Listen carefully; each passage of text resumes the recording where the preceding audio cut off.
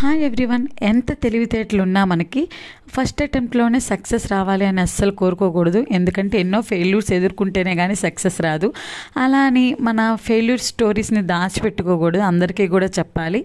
ఎంతో కొంతమందికి ఇన్స్పైర్ అవుతారు కదా, అలా అనమాట. ఇంతకీ నేనే ఫెయిల్ అయ్యానంటారా?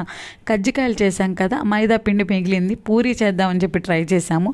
చివరికి అవి చూస్తేనేమో అప్పడాలు చక్కల్లాగా అయిపోయాయి అనమాట. చూసారు కదా, పూరీ బాగా వస్తుందేమోనని కర్రీ కూడా చేసుకున్నాము. ఫైనల్లీ అలా పడేయటం ఎందుకని అలాగే తినేసామన్నమాట. అప్పడాలాగా టేస్ట్ అయితే బాగానే వచ్చింది, కానీ ఫైనల్లీ నేను పూరీ చేయడంలో ఫెయిల్ అయిపోయాను అనమాట. ఈ వీడియో అసలు అప్లోడ్ చేయకూడదు అనుకున్నాను.